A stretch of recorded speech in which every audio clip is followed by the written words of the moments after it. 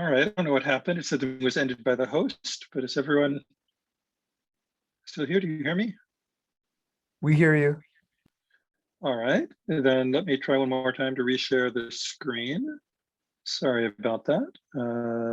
No, it happens sometimes. Yeah. Hold on, I just have to deal with the strange interplay of Zoom and Keynote on this side to find the right window.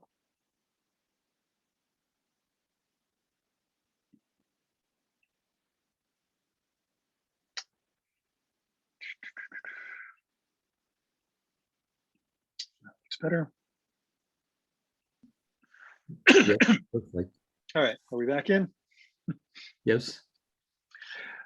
All right, so now sorry, I just have to hide this panel so I can see what I'm talking about. By counting the numbers of atoms in those two bins, taking the ratio, we can figure out how much the spin has precessed from the original x-axis. And this angle tells us, for a very expensive determination of this famous law, that the time spent in the region scales as 1 over the velocity as the particle traverses that region.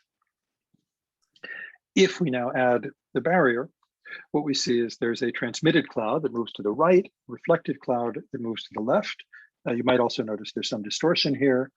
And we could, in principle, measure that angle for either cloud. And I'm only going to talk about the transmitted stuff because there are extra complications right now for the reflected portion. Our very first data doing this, once we were able to get the errors down, and now showed us something very suggestive, which is that while the time begins to grow as sort of 1 over the square root of kinetic energy, as I promised, it does not diverge at 5.1 millimeters per second here, that critical velocity, but has some finite value, and then turns around and begins to come lower again. And the spoiler is that that is what one predicts quantum mechanically, that once you're below the barrier, the prediction is that particles of lower energy actually take less time to get across than particles of higher energy. However, these data should be taken with a grain of salt or more than a grain of salt. And 30 years ago, Büdeker already understood why. So let's go back and revisit what he pointed out in 1983. How do we understand this precession mathematically? We know that that X polarized spin is really a superposition of up and down. And as those propagate through the barrier, they pick up different phases, and that relative phase is the precession. However, they also have different energies. The up polarized spin, it's aligned with the magnetic field, sees a lower energy in the barrier region than the anti-aligned spin, and therefore has a much higher probability of tunneling, right? It effectively sees a lower barrier. So if you really measure the spin of the transmitted wave packet, you will not find that it just precesses about B. It also tends to align with B. And that's not because there's any torque. It's not being twisted towards B. It's this barrier is preferentially filtering out stuff that was already aligned along that Y direction in this case. Sorry, Z direction. I see that in this figure, they're actually labeled wrong, but I've been calling it the Z direction, and I'll stick with that. So when Büdeker redid the calculation, he realized there are in fact 2 different angles. And if we divide by the Larmor frequency, we get 2 different times. Those 2 times turned out to be exactly equal to something that Sokolovsky and Baskin had already found through a very formal Feynman path approach to thinking about the tunneling problem. In their approach, these had been the real and imaginary parts of a complex time. And most people, including Büdeker and Landauer, just rejected complex times out of hand. Büdeker, however, argued that one should simply look at the full rotation of the time in 3 dimensions, sorry, of the spin in 3 dimensions. And I would argue that that was a leap too far, but that in fact, there is something important going on here. There really are 2 physically different quantities, both with dimensions of time. And I think what we learn is not that we can't find the tunneling time or shouldn't look for a tunneling time, but simply that things might be more complicated quantum mechanically. And that while classically there's one time and many different ways of measuring it, quantum mechanically, there might be 2 or 3 different quantities, and we should just understand all of their meanings. A few years after Büdeker's work is when Aharonov, Albert, and Weidmann came up with their idea of weak measurements or weak values for trying to understand post-selected quantum systems. And what I've argued more recently is that Büdecker's Larmor clock was already an example of this weak measurement technique that was only going to be officially invented 6 years later. The idea was neither Bass nor Rybachenko nor Büdeker wanted to have such a strong magnetic field that it would really disturb the tunneling. Then you'd be studying a completely different process. They instead wanted to understand if we just probe the process weakly in the limit of B naught going to 0 and ask what happens to the ratio of this spin precession angle to B naught, if that tends to something constant in this no disturbance limit, that will tell us something interesting. And in fact, that's exactly what the weak measurement idea is. And it turns out that these weak measurements always give you complex numbers. The difference with the Sokolovsky-Baskin work or the Büdeker-Landauer work is that from the weak measurement formalism, one can very clearly see the physical meaning of these components. The real part tells you what would happen to the position of a pointer if we really built some classical meter and saw what it did in the quantum regime.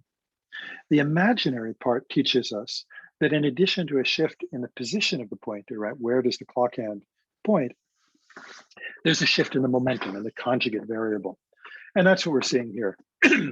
Conjugate to the azimuthal angle in the XY plane is basically the occupation number, or the S sub Z. And this tendency to align is really a shift in the variable that's conjugate to the pointer position. But now, unlike Büdeker, we have a way to get a handle on that. Anyway, this is also what's happening in our experiment. So we couldn't just measure those X and Y components and claim we were done. We had to do full spin tomography. So we did that. We were able to reconstruct what happens to the spin on the Bloch sphere. And here you see an attempt at a 3D rendering, but you also see it in the XZ and YZ planes. As we lower the energy, the first thing that happens is we get more and more precession in the XY plane. But then once we get below that tunnel barrier, we also start to get alignment towards the Z axis.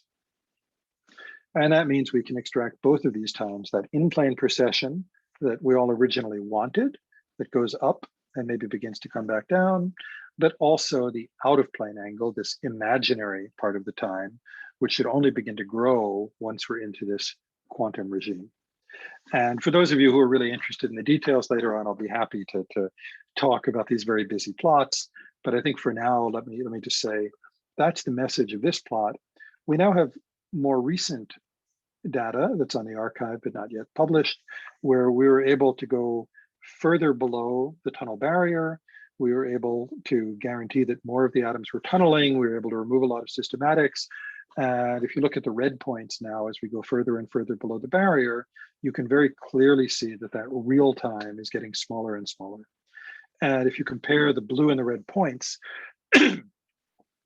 which were taken for two different barriers, a 4.1 millimeter per second barrier in blue and 4.7 in red, you see that you tunnel across the higher barrier faster than across the lower barrier.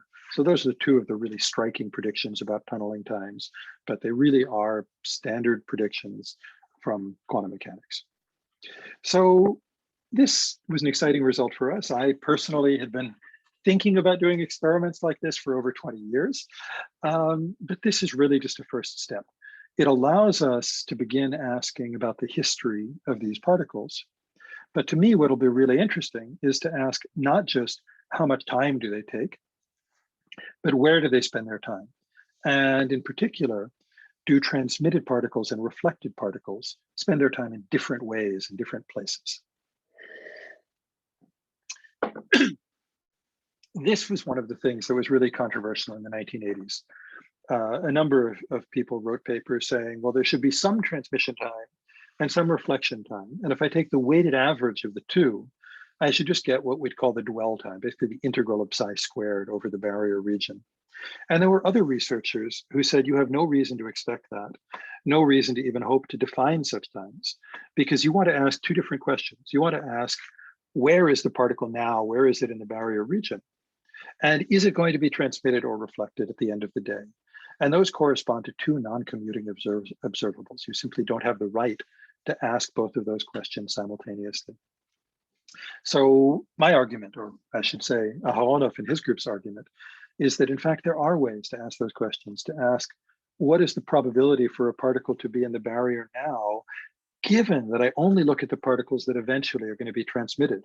And if you think about the experiment I showed you, that's built in, right? I can look at the transmitted atom and ask what is its spin, measure the spin only for the atoms that do get to the far side, right? So we would like to move the probe around and say, how much time did the particle spend in this yellow region, or this region, or this region, or this region? And the intuition is that the reflected particles, they get reflected in the first evanescent decay length, right? They don't even need to know how thick the barrier is. Most of them are reflected right away. Whereas the transmitted particles, you might expect, somehow had to get through the whole barrier. Well, that's not quite what the prediction shows. Here in green, I've shown the prediction for the time transmitted particles spend in different portions of the barrier, and in red, the corresponding time for the reflected particles. And what you see is they're both built up of these decaying and growing exponentials that we have in the wave function solution. But the transmitted case is symmetric because I know as much about late times as early times, right? I know that the particle came in from the left, but I know that it later exited on the right. And since the Schrodinger equation is time reversible, I actually have to use both of those in a sort of symmetric way. Whereas for the reflected atoms, indeed, most of them are reflected in that first evanescent decay length. And since 99% of the particles perhaps are being reflected, I expect this to look almost exactly like psi squared. And that's what it does. So this is the thing that I really want to measure. I want to show that the history of transmitted particles really is different in a measurable sense from the history of reflected particles. That when I see a transmitted particle, I'm learning something new about what the particle was doing in the past. Surprisingly, the integrals of both of these curves are exactly the same. So just measuring the time isn't good enough. We expect to find the same transmission time for transmitted and reflected particles if we integrate over an entire symmetric barrier. We'd have to go within the barrier to see that breakdown. And you might also notice that both of these times get very small near the center of the barrier. So once more, something strange is going on, going back to that apparent superluminality of the transmission. It's as though the particles can get across without needing to spend any significant time in the center of the barrier. And that's a kind of unambiguous prediction for these sorts of measurements, but I don't really understand what it means. One caveat I'll add is all of this is true for the real part of the time. And if you look at the imaginary part, that changes. The imaginary part turns out to remain significant across the whole barrier for what it's worth. What's the next experiment that we'd like to do? Sorry, quick question, maybe. Certainly, please, go ahead. Just to break the ice, because so this previous, on the previous slide, yeah, you mentioned the difference between real and imaginary time, beautiful. But suppose you build a delta function barrier at x equals 0, just at x equals 0. So does it affect both real and imaginary part of time, or only the imaginary part of time, and the real part stays the same?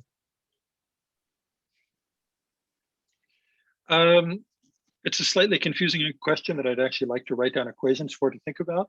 But my immediate answer is that it affects both the real and the imaginary parts. The one problem is that the measurement itself then needs to be a delta function in space. So it's a kind of strange measure. Well, if I want to measure whether I just the way I modify the barrier, you measure outside the barrier anyway. Yes, okay. So you're certainly right. And if I have a delta function barrier, but I'm measuring the probability to be in some region that extends beyond the barrier, then I'm not certain I'll see a significant effect on the imaginary part. Because the region over which the imaginary part will be significant is now confined to this delta function at the origin. So I fear that to get that effect, I would also want to take the delta function limit of the probe. And then I'm certain that you'd see a real and an imaginary part. But I admit I'm not 100% sure about the size of the contribution if I probe a finite region, but I have an infinitesimal barrier. I need to think about that more. You Okay. might be right. Okay. No, thank you for the question. So all of this is in the future, but as we began thinking about it, there was one more question that showed up related to whether the idea of looking for the atom in the barrier modifies its behavior. And in fact, this question came up because of an interruption at another conference, probably 15 years ago or more. I was describing these experimental proposals.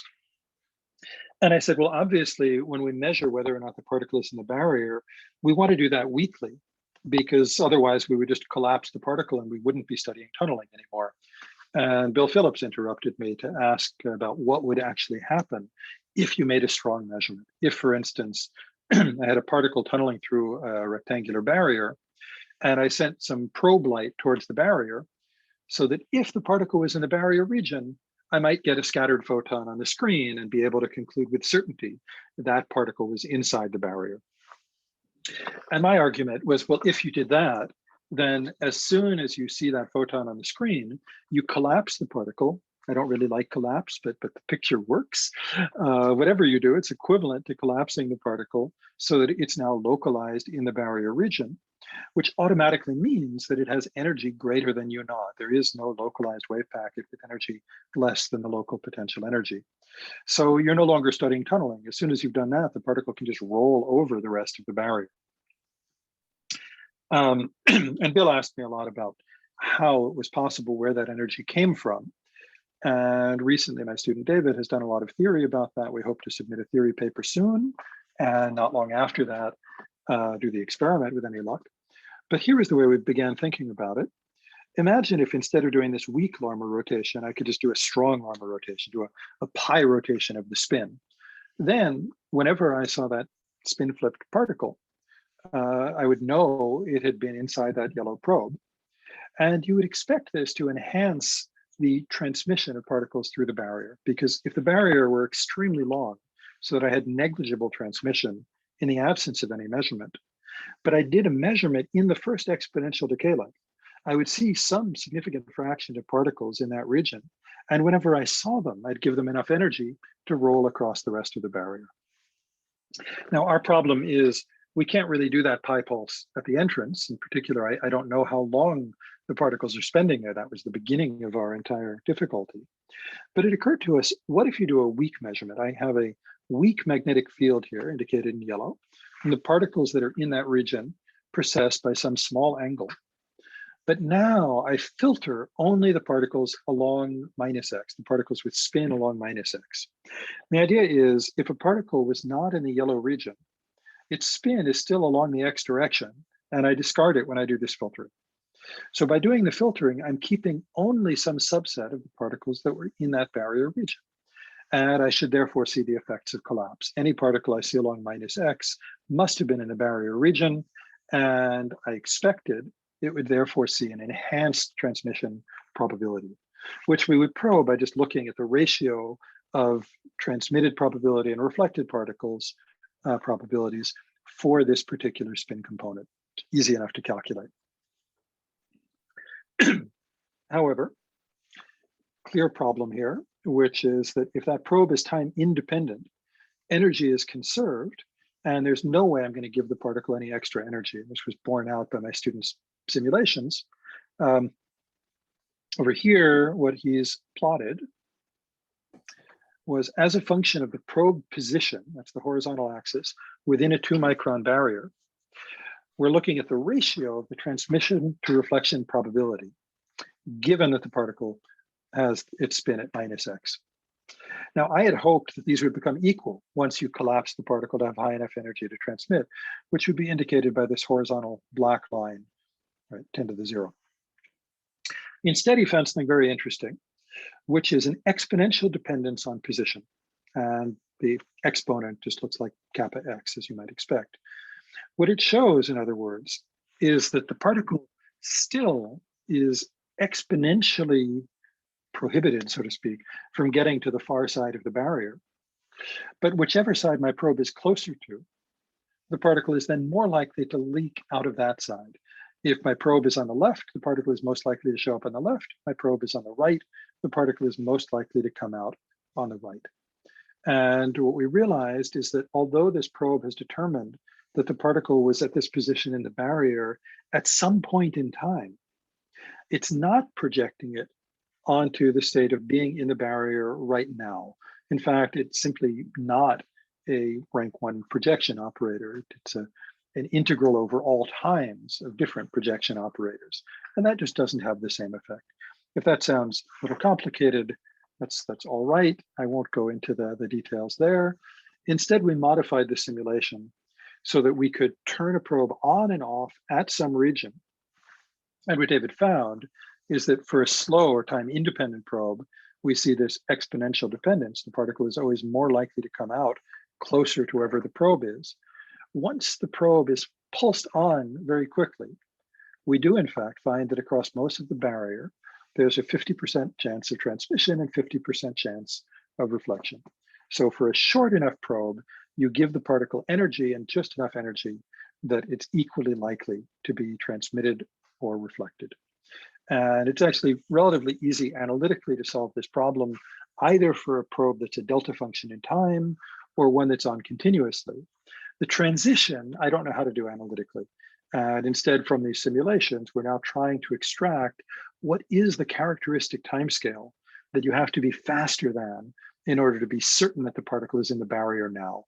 And we're getting interesting results that in some sense constitute yet another definition of a tunneling time, which is why we'd like to go ahead and measure those as well. All right, that was a lot of different topics. The last two, as I say, were advertisements for future experiments, and I hope to be able to tell you about those experimental results one of those days. But there's one last advertisement that I want to make now, and this is for a paper that I find very surprising. I think is as exciting as the tunneling time measurements, but we're in the process of trying to convince editors at various journals of the same fact. So for those of you who may have gotten a little bit distracted during the last topics, let me promise you I'm beginning something entirely new now. So if you've got 6 or 7 minutes of attention span, let's try this topic, and I'll be curious to see what people's expectations are about that. Again, I'm now going to ask you how long a photon spends inside an atom. And what do I mean by that? Well, we're interested in quantum nonlinear optics. We're interested in using atoms as a kind of switch to let one photon affect another photon. And we do this using different techniques, generally referred to as cross-phase modulation, where the presence or absence of one photon can affect the phase of a second optical beam. We can use that to make a quantum logic gate. We can use that to do what's known as quantum non-demolition, and so forth. And there's a common way that optics people, AMO people, like to think about doing this, which has to do with the AC Stark shift. The idea is as follows. If I've got a probe beam interacting with a two-level atom, it sees an index of refraction that has this familiar dispersive shape. Depending on the frequency, it sees a slightly different index of refraction and therefore a slightly different phase shift. If I now add a second beam on some other resonance to make life simple, that will cause an AC Stark shift. It will change the positions of these energy levels. And that means that it moves the probe a little bit off resonance. It changes the effective detuning, thereby changing the index of refraction and the phase. And that's a common way for us to measure what's the intensity in this pump beam by looking at the phase in the probe. And we did an experiment on this a few years ago using cold rubidium-85 and a signal in a pulse that counter-propagated through that medium. And I don't really want to go into details about it, but one thing I want you to note is that we were able to see the effect of a single photon on this probe beam, even though we didn't have a single photon source at the time that was compatible with our atoms. Instead, what we were able to do is compare what happened when the pump beam went through the atoms and made a detector fire, and when the pump beam went through and did not make that detector fire. And it turned out that the difference between those two, between these blue points and these red points, was always the nonlinear effect that you could attribute to a single photon, basically the photon that landed in that detector. And for quantum optics people, for AMO people, Turns out there was a pretty simple way of understanding it. We sent in a laser beam, a weak laser beam, but still a laser beam, to this atom cloud. And it then reached a detector with a finite efficiency, eta. The easiest way to model such detectors quantum mechanically is to replace the finite efficiency detector with some hypothetical 100% efficient detector. And imagine a beam splitter before it that has a probability eta of transmitting a photon to the detector and of 1 minus eta of reflecting the photon to some other mode that is simply not detected. The interesting thing is that if you send in a coherent state like a laser beam, what comes out the other side is a separable state, a product state, two coherent states on the two sides. The important thing about a product state is that no measurement on one arm gives you any additional information about the other arm. So when this detector fires or doesn't fire, we collapse this state over here to be either 0 or 1 photons. But we don't change the fact that there are the same 1 minus eta times alpha squared photons on the other side. So here's the result of the calculation. The red curve shows the expected number of photons interacting with the atoms when the detector does not fire. And the blue dots show the expected number of photons that were interacting with the atoms on the occasions when the detector did fire. And they basically always differ by 1. So by taking that difference, we really learn about what did this one extra photon that reached the detector do, even if it's in a background of 20 or 30 other photons. So now we wanted to do that experiment in a different situation. There's another way, maybe a simpler way of getting this cross-phase modulation, this effect of one beam on another, which is to simply absorb this signal pulse, this probe photon. When I absorb a signal photon, some of my atoms move to the excited state. That means that my dispersion relation will just get smaller. I've reduced the absorption and also the index of refraction for the probe. And I should again see a modified phase shift on the probe. And here's the question that puzzled Josiah Sinclair, my student, and myself at the time. If the way that we're getting a phase shift on the probe is by absorbing pump photons, then what happens when the pump photon is transmitted? The most simple-minded way of thinking about the effect of this atom cloud is that some pump photons excite atoms to the excited state, after which those atoms decay spontaneously. Almost all of the spontaneous emission goes to the sides. Almost none of it reaches my detector.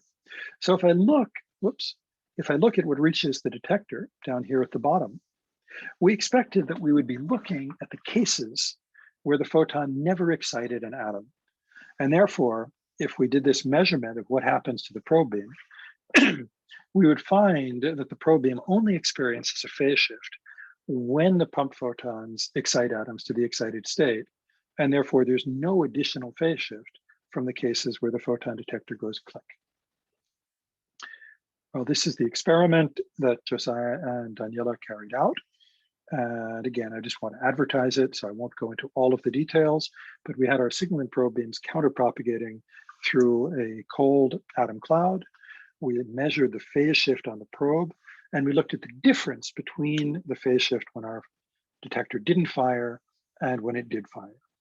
And this was really a heroic experiment. These folks took 600 hours worth of data. I think it took them about 1,000 hours to do that, and they slept the rest of the time. And these are the classical cross-phase shift curves for our 20 nanosecond pulses that had about 34 photons on average. And you clearly see this nice shape of the phase shift as a function of time. And we verified various things, such as the fact that it flips sign when you change the detuning. However, what we needed to do was look at the difference between the click and the no click cases. And these very noisy curves on the bottom show you that residual. You see from the data themselves, it would be almost difficult to tell that anything had happened at all.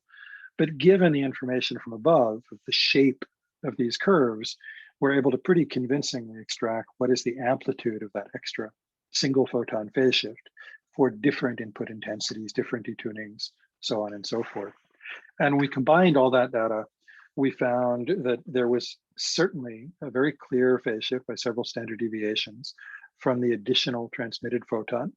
It wasn't quite as large as the average phase shift due to an incident photon. It seemed to be about 75% of that, although almost within a standard deviation of 1. And we're now still trying to understand why this happens.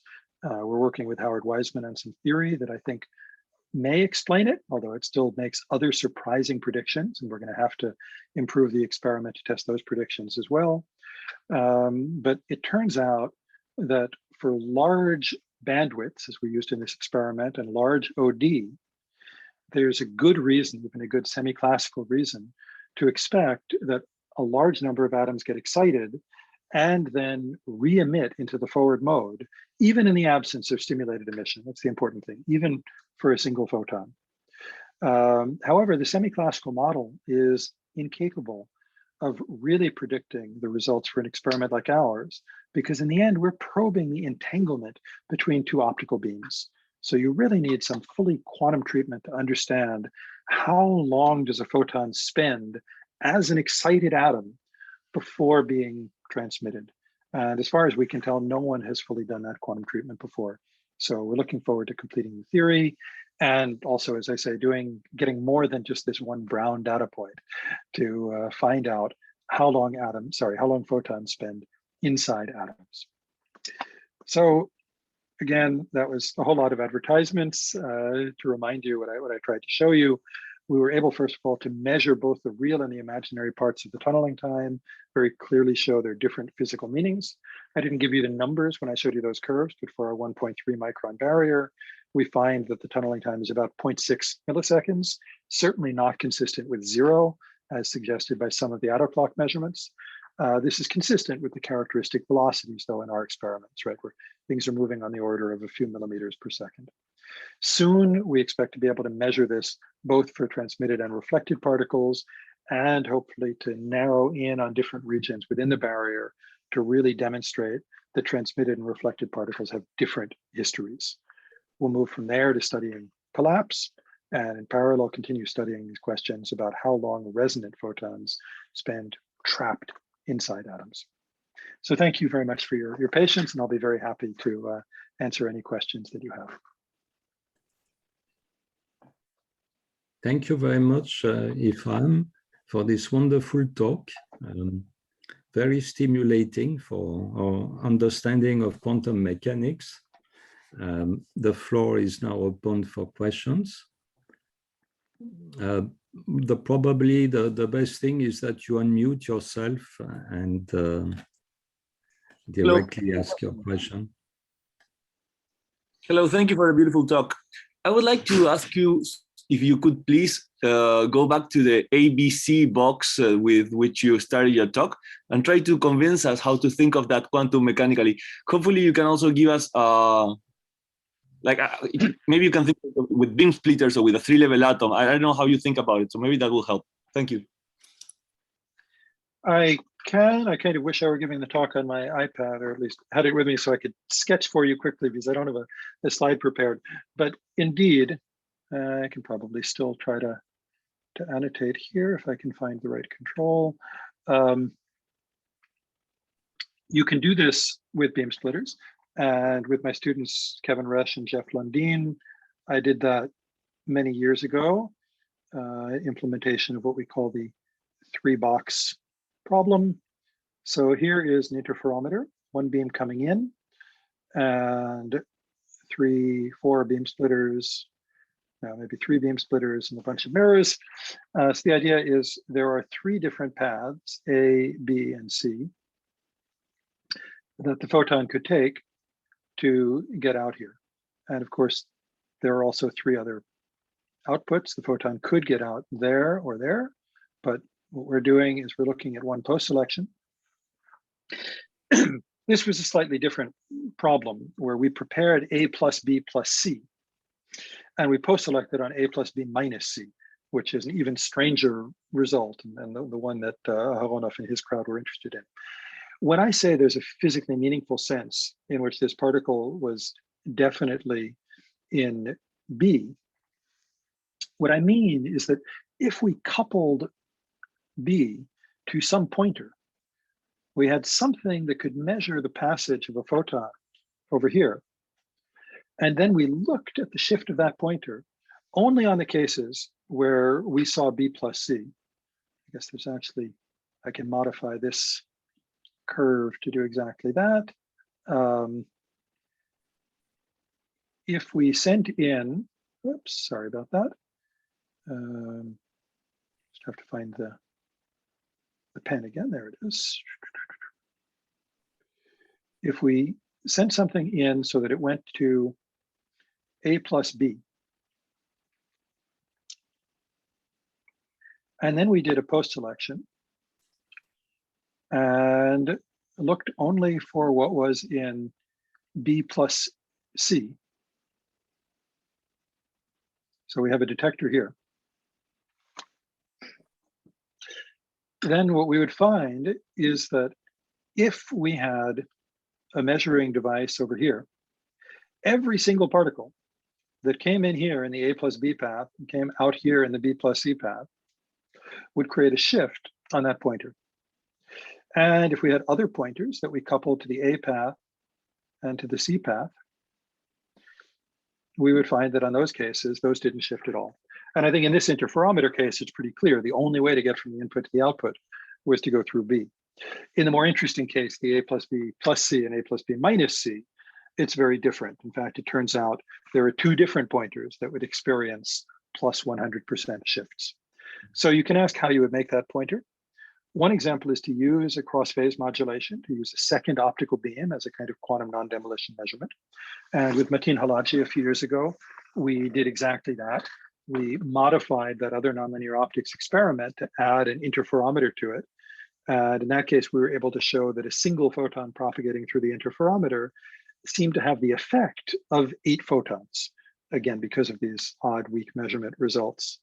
The way that Jeff Landin, Kevin Resch, and I did the experiment was just to couple the photon to a transverse degree of freedom. Basically, we shifted the beams a little bit out of the plane.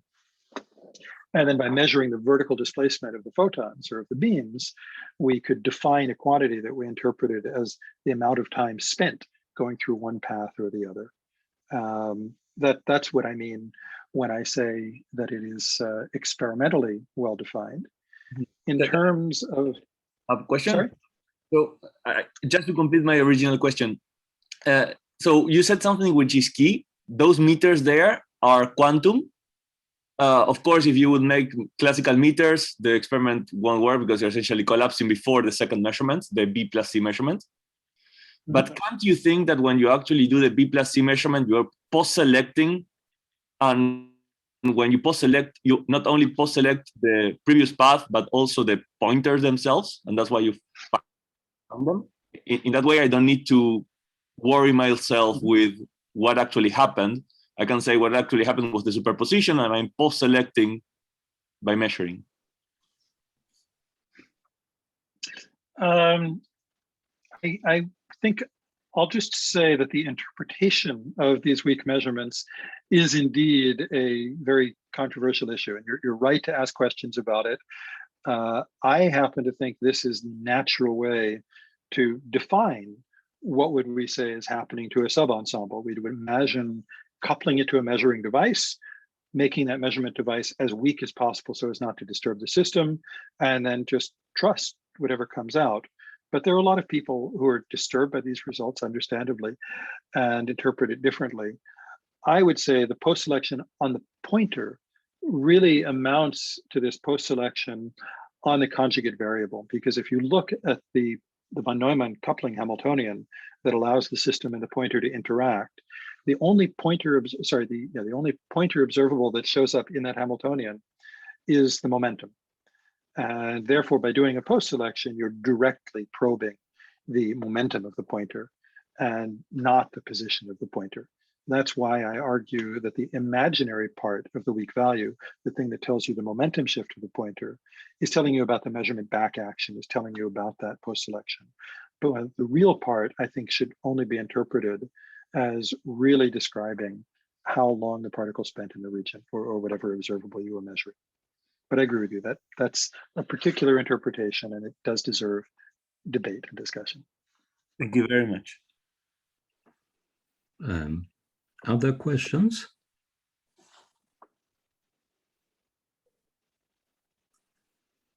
I have a question. If I'm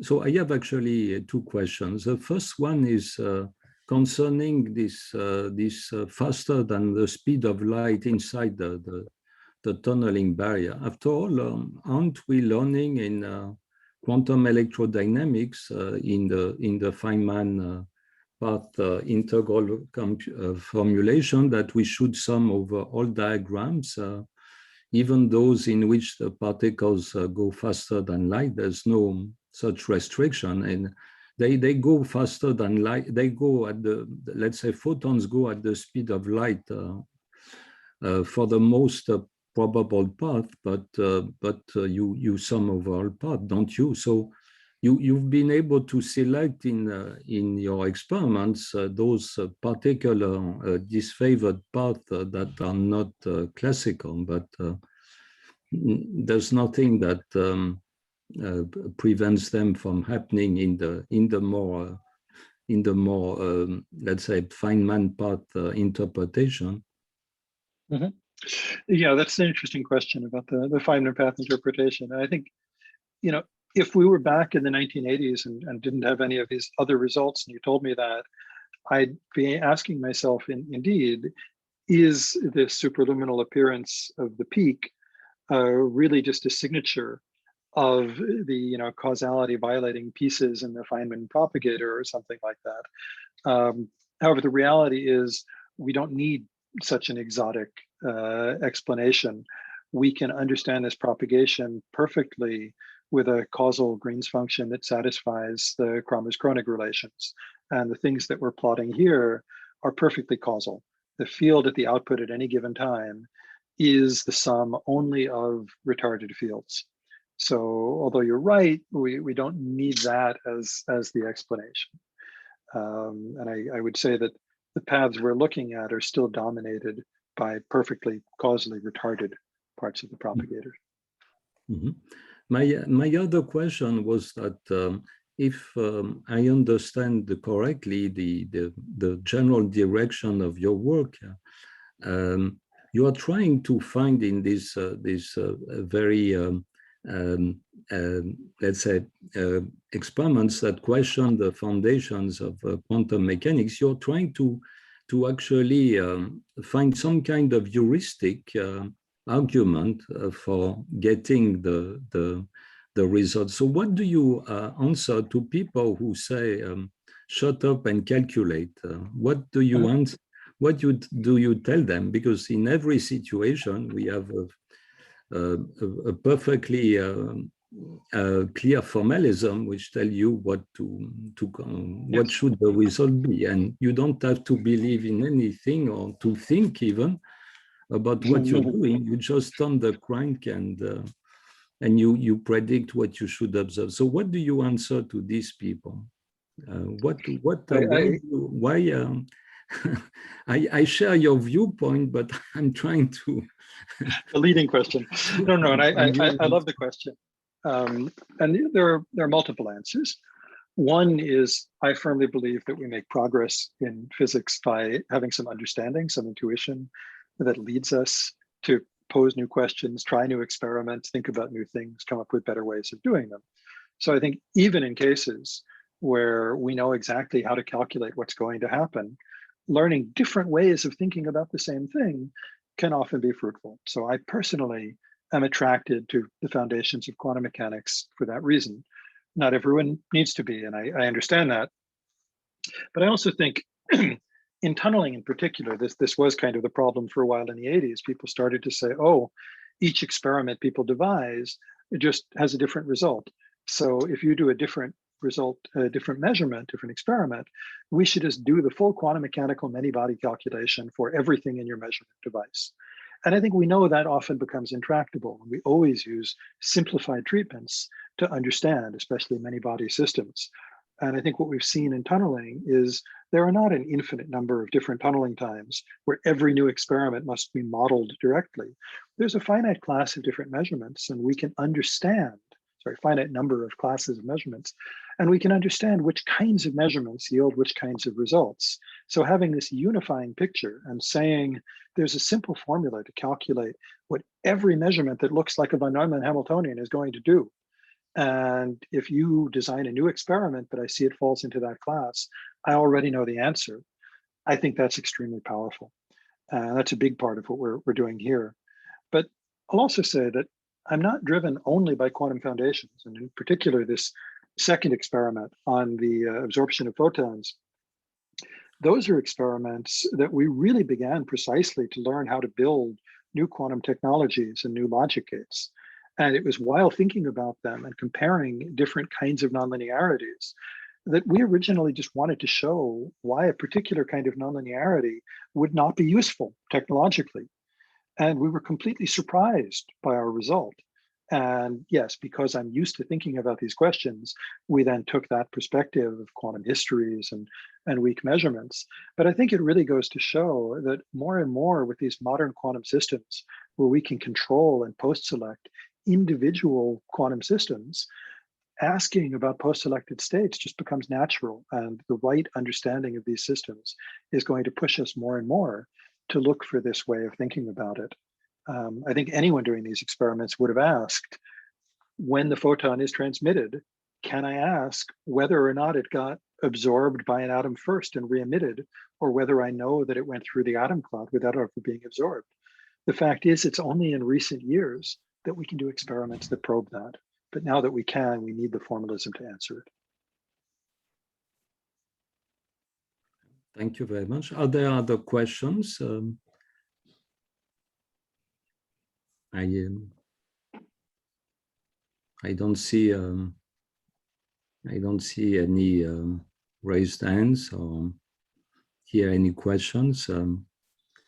So on behalf of the audience, I would like to thank Aephraim again for this wonderful talk, very stimulating talk. So thank you. And thank you very much for having me. Yes, thank you very much. You don't have to leave immediately. I have just one more questions I would like to ask you, but maybe we can leave. We can let the people leave the virtual room if they want. Okay. Aephraim, if you know Pierre Savard, please give my hello. We work on Atlas, the Atlas experiment together. So I do know him. Of course, I haven't seen him in over 12 months, but I hope to see him again one day. Okay. All right. I enjoyed your talk very much. Thank you. Thank you very much. Hey, Aephraim. Hey, Peter. How are you doing? I'm doing well. Great talk. I'm going to have to run to go cook dinner, but really enjoyed it as expected. And Michelle, I don't know if you knew that Aephraim and I were undergraduate roommates for 3 years. Oh, no, not at all. I left out the most important biographical information when I sent my bio upload. I wish I could claim any responsibility for his physics knowledge, but you know, maybe I convinced him to go to class one or two more times than he would have otherwise. I was going to say, you can claim responsibility for my passing first year physics. I think, forget about the rest. All right, I will take that one. Anyway, wonderful talking to you. Thanks. See ya. Yes, I wanted to ask you a further question, and I thought that 2 questions I already was exploiting my privilege here. So so you of course have you're using, and you mentioned this at the end, that you were exploiting this post-selection. In fact, historically, what do you think is happening? I mean, was there a reluctance in post-selection? I mean, are we so causally oriented that, or maybe there's a question of signal-to-noise ratio? You have to have a pretty good signal-to-noise ratio to sacrifice a large part of your data and post-select. So how much there's both a sociological and practical approach, practical considerations. But the quantum mechanics, it seems to me, considers both past and future symmetrically. So it's very natural to talk about experiments in which you would pre-select and post-select. It looks like something rather natural to do quantum mechanically. So what you must have thought about this problem, like Yakir and Exactly. I've thought about it, and I think like most physicists, I've made up my own mythologized history since I wasn't there for the beginning of these events. But yeah, Yakir in particular has thought about this since the 1960s. And I think in those days, a lot of people interested in foundations were discussing it. And indeed, he made the point early on that although we're taught to prepare a particle, let it evolve forward, then do a measurement, collapse, and evolve forward again, the time reversibility of the Schrödinger equation makes it natural to say, why not start at the future and work backwards? And in his famous paper with Bergman and Leibowitz in, I think, 64, they showed how you could calculate those cases. In some sense, it's not a very interesting result because it's exactly equivalent to doing the classical statistics and just doing the Bayesian analysis. After I disturb the particle with the collapse, what are the odds that the post-selection still would work? And you can reason backwards and you get their results. So it was really only in their work in the 80s with the weak measurement that they were able to say, if you want to get rid of the irreversibility of the measurement, then just let the measurement become a very weak coherent coupling, and you can do that. And of course, the trade-off is that on a single shot, your signal to noise goes to hell. But in return, you don't have to disturb the system. And I think you're exactly right. That's where people had different philosophical viewpoints. Some people simply said, well, then that's not a quantum measurement. If you don't get a result on a single trial, that's not what my textbook calls a measurement. And as experimentalist, I always found that kind of offensive because how often do we do something in the lab where we get a result from a single trial? Most of our measurements involve looking at an average shift over many, many cases. Yes, NMR among the famous cases. And NMR is a great case because indeed, I don't think anyone had any trouble with Büdecker's thought experiment about the Larmor precession. People looked at that and said, oh yes, that makes perfect sense. And when Aharonov published his weak measurement in a much more abstract way, people said, oh, if you have to do post-selection, then it's not really a measurement. And if the signal to noise is bad, it's not really a measurement. But of course, in the Larmor clock, you look only at the transmitted wave packet, and you look at the rotation angle of a spin 1/2, which you can never determine on a single trial. So in that concrete situation, physicists accepted it without any problem, and they just had trouble getting their mind around the general case, I think. So while I agree that it's worth discussing how best to interpret these results, I think they're the most natural extension of a measurement to this case of a post-selected subensemble. And as you know, quantum information has pushed us to look at post-selection. There are many cases where it's a powerful and important technique. So that's one of the reasons that I think more of us should now be learning how to describe the post-selected systems. And so, so do you also give credit to the retrocausal interpretation of quantum mechanics? Because after all, there are some experiments like teleportation, which are very well explained by this retrocausal interpretation with the information, quantum information propagating back in time. So making actually all these post-selection arguments really quite natural. What do you think about this? I should admit I'm not well enough educated on that, and it certainly has mathematical connections here, and it's the way a lot of people like looking at this, and I think that's fair. I shy away from it in talking about this because I want to make it clear that we don't need any idea of retrocausation to understand these sorts of experiments. If you're comfortable with retrocausation, the idea that they simplify the understanding of this, that's fine. But nothing here needs to be retrocausal. It could just be conditional.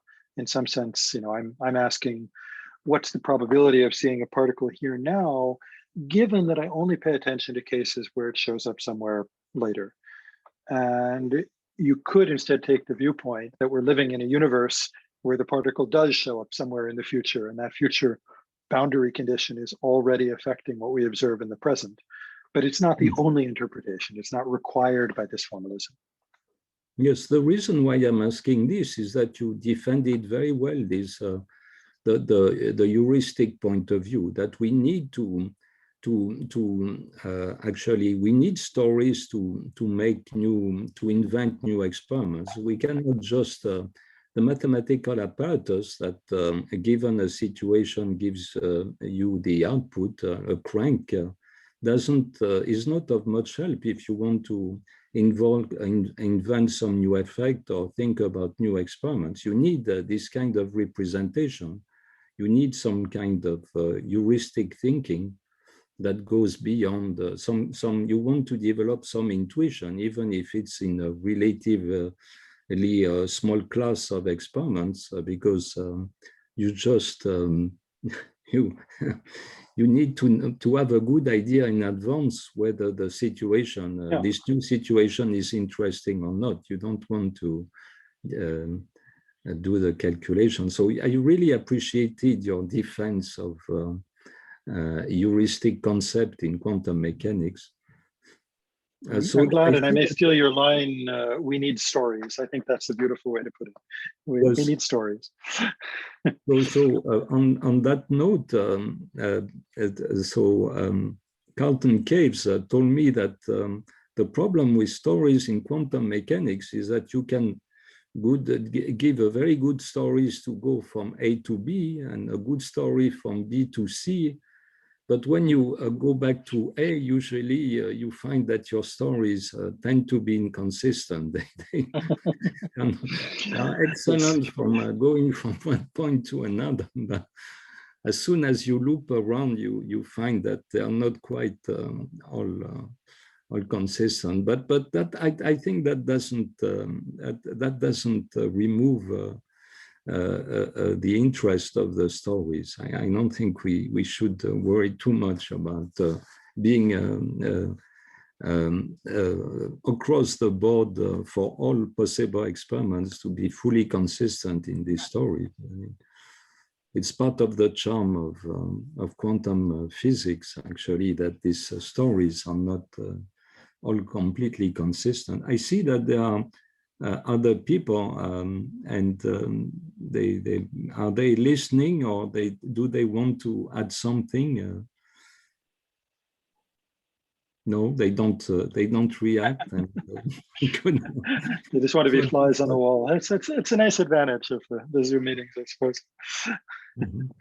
Anyway, no, I agree with you completely, and I think we need, at the moment at least, we need more than one story. The situation is not like classical mechanics, where we all, even in classical mechanics, I take that back, right? We don't all have the same story. There's also a least action story, yes. And sometimes it's useful to have more than one in your mind at the same time. Yes, absolutely. Yes, there are many stories which are not obvious. If you ask a physicist why there is actually tides twice a day, if the tides are produced by the attraction of the moon, why do you have tides twice a day? So I mean, if you don't really fully understand the equilibrium of the Earth on its trajectory around the moon, you cannot answer this question. So yes. Well, I've spent a while recently thinking about the story that planets move in elliptical orbits and trying to understand to what extent that's a good story for the electron also. And there's a lot of interesting stuff to think about when you combine seemingly contradictory stories. Yeah. Could I just ask a question? How would you consider these phenomenon in the light of second quantization?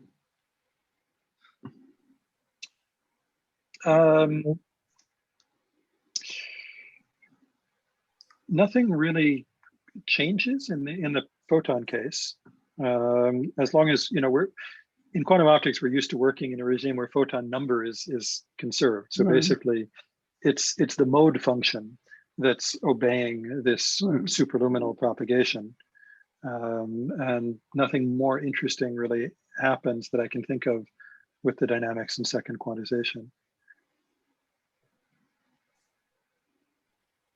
Yeah. It can get more complicated once you stop conserving particle number, obviously, because then I can't ask, how long did this particle spend in this region? I can ask what the average occupation number was in some region. And already in the optical cases, my advisor, Rachel, went on to study some of those and point out that once you have a gain medium, you can get the very strange situation that you can have a pulse travel faster than light without being attenuated, have 100% transmission probability, essentially zero distortion, and still have superluminal propagation. And the way we want to understand that semi-classically is to say, oh, the photons that came out are not the photons that came in. They're energy that was supplied by the gain medium and later paid back by the incident pulse. And again, that's a nice story, but in terms of the second quantization of how to define that, those aren't really statements I'm allowed to make. But I can ask other questions about what is the local energy density, local velocity of energy propagation. And I think there are still situations then where, especially in the second quantized case, there are tough questions worth answering. What I understood with all this pulse propagating is as long as a discontinuity as long as a singularity of the pulse doesn't travel faster than light, you're perfectly safe. If you have an analytic shape, wave shape that goes faster than light, there's not a problem. It's only if a singularity would a discontinuity in the field would travel faster than light, this is where you would have a problem, because this you could encode information, but for a classical field, that's correct. And you might think for the amplitude of a quantum wave, that's also fine. But I do think it gets a little more complicated in the case of this single particle, which isn't really a classical field anymore, right? Because I know that the total occupation number is 1 integrated over that region. And the reason is the following. If I have a Gaussian wave packet that propagates faster than light, then there's some point in time where I already have a 90% chance of seeing that particle, even though there was only a 10% chance of getting it to that region if it had propagated at c. And I think that really could be used to send information faster than light if you didn't take into account some kind of quantum noise, some way of arguing that an infinitesimal probability amplitude is not actually information yet. So I think there is some subtlety in that information case in the second quantized regime. Mm-hmm. Yes. Well, in I any want case, to thank you again for your wonderful and very clear talk, and it was very stimulating. Thank you again thank you also for mentioning our 1987 experiment. Maybe there is these appointments that are made with you. So yes, I think I have one starting in just a moment. So I am going to switch out of this Zoom. I'll let you with these appointments, and thank you again. All right. No, thank you. It's a great pleasure. Bye-bye. Bye-bye.